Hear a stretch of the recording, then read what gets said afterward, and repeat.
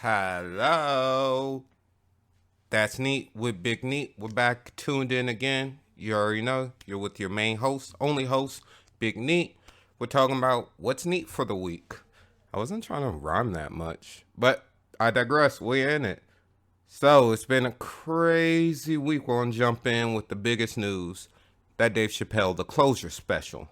We're on politics and the full faith of the U.S. government. Important, but everyone's talking about Dave Chappelle and Dave. They trying to get you the fuck out of here, King. I mean, what you think when you're going after the LGBTQIA, sometimes Y crew? And see, I'm not a comedian, so they're gonna get me the fuck out of here way faster than you. So let me stop. Let me stop playing games with them. But Dave Chappelle's comedy special, The Closer, now on Netflix. People said, Dave, why are you coming after the trans community like that? And Dave said, oh, you thought I was going after them. I'm going to show you what going after them looks like. And I can't even be my normal self because they'll get me the fuck out of here. So Dave said some jokes, some spicy ones. And he also said, I have a trans friend story, which, no minority wants to hear. Oh, you have a friend in this certain group and they like you? Well, clearly you're not a bigot. Clearly, Dave. But his special was cool. I understood where he was coming from. I mean, I didn't understand where he was coming from for any allies or anti-allies, anti-aliases. How's your shader work? Anyways, Dave, he said some shit I was thinking about. Let's lightly go through the memory. He gave they coming after the baby after, he did murder another black man inside of a Walmart. But that was the come up story. That was a little bit of spice for the past life. But now that the baby's rich and famous, he needs to conform to what the global dollars say, I guess. And global dollars is all about equality. And I was going to use a T word, but I was like, we're talking about this kind of, well, two separate communities. You know what? I am going to get myself canceled now that I think about it. Damn, the view. Damn, am I on Dave Chappelle's side? Maybe I do need to get the fuck out of here. Um, but Dave Chappelle's special was funny. Go watch it. Form your own opinions about how you feel about Dave Chappelle. You just look at his whole career. Just look at the buttons he likes to press and the points he likes to make valid. I don't think Dave Chappelle is advocating for any hate, aggression, violence towards any trans women or men. Trans people of any gender or culture. No, Dave Chappelle isn't out here being silly like that, supporting transracial people, because that's a line too far. That's a line too far. Uh, Let me talk about my podcast ability. I gotta stop and no, that's not interesting. You wanna hear a direct deep dive into my psyche and hear and that's not good deep dive ability right there. What else do we have? We had Pooh Shiesty. Damn, I'm gonna get to political discussion eventually, but us black people ain't winning this week, bro. They locked up R. Kelly.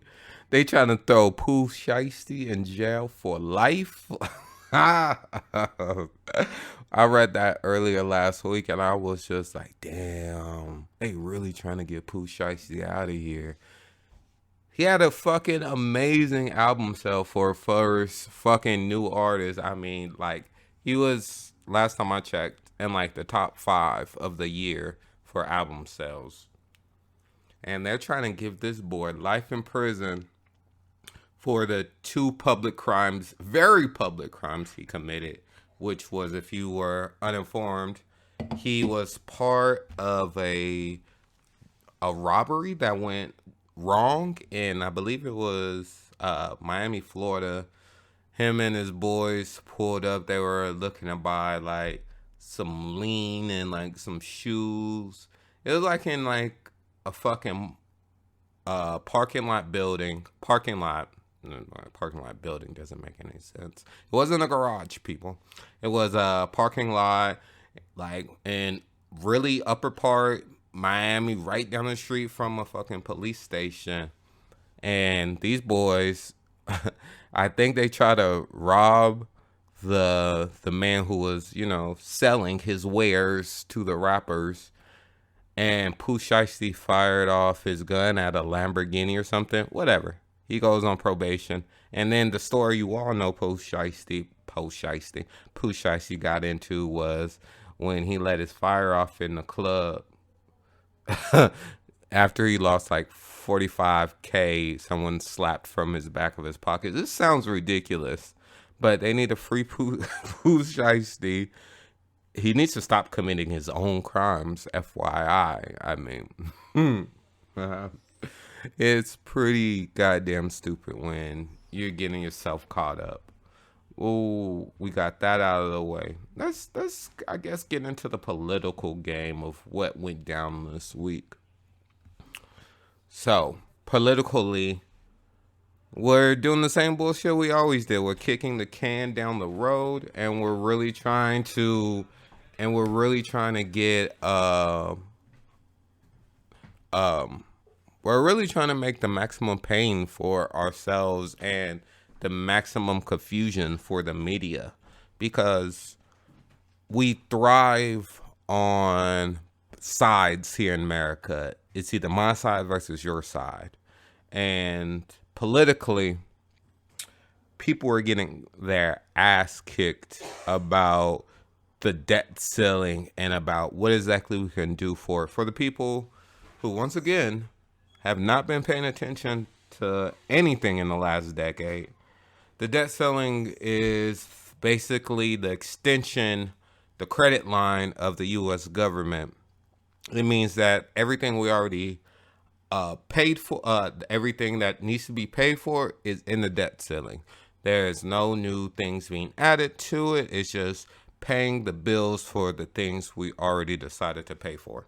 And what Republicans are interested in not doing is giving the Biden team, well, technically the people of the United States, any sort of safe passage into knowing that we won't default. So Chuck Schumer, Mitch McConnell struck up a deal to push the debt ceiling for 3 months. So in December, where Mitch McConnell, this isn't verbatim, but basically said, he said that we're giving enough time so the Democrats can pass a debt ceiling hike using reconciliation, which, once again, look to the last episode to figure out what the fuck that is.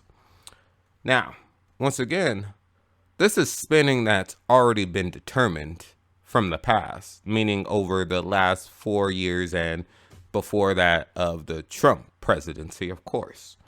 So, what the fuck is Mitch McConnell's problem? He doesn't want to pay his dues. He doesn't want people to actually see, hey, yo, this is how much the debt ceiling has risen because of these things. And it's an easy political score if you're like, we're blocking Joe Biden from doing anything here in Washington, D.C. And that in turn makes your life easier. You know, the typical Republican mind twist. That money's good, though. So shout out to Mitch McConnell. Oh, my God. Okay. My system froze for a second. I was like, my recording. I think that's about it, to quote my boy Forrest Gump. I'm trying to think. Oh, shit. The reason I even made this podcast today is because I connected to the youth today. Boy, I feel good.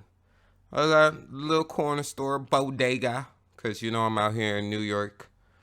And I was standing in line, and some kid was like, yo, grandpa, nice shoes. You know how long I've been waiting to hear that? I'm not a big physical material person. So I felt a little bit self conscious and I bought myself these shoes. And kid liked them. It made me feel really good. It felt like, yo, I know it. I got my finger on the pulse. That's it. I'm gonna say about that. Yeah. But these kids, we're talking about the Calypso lemonade. You know what I'm talking about. Calypso comes in like a glass jar. Really good lemonade. I picked myself up the triple melon lemonade. Really good stuff. Really tasty. I've had it sober and I've had it high on marijuana. Both really equally good times. But then the little kid Fernie had with him is like, nah, bro, the ocean lemonade is better, ocean berry or some shit like that. And I was like, I don't think I ever had the blue one like that. And the other little kid who was agreeing about the triple melon, he was like, nah, bro, that shit look nasty. It looked like they used too much food dye, coloring in it, and all that. And you know what, little kid, once again, the taste test hasn't happened yet. They were very warm inside of the store that I got them from. So threw it in the freezer at the cribbo. Because, you know, we have to make this a very equal test to know. Is the blue one better than triple berry melon? Triple melon lemonade. Yeah, we'll figure out the name one day. That's neat. I'm BigNEET. This episode 2. We're going to get back on it. We're going to get some guest hosts in here sooner or later. We're going to get a little bit of a easier scripted dialogue, possibly. You know, it's all about how I'm feeling. But I'm BigNEET. See y'all on the web. Is that what the kids are still calling things?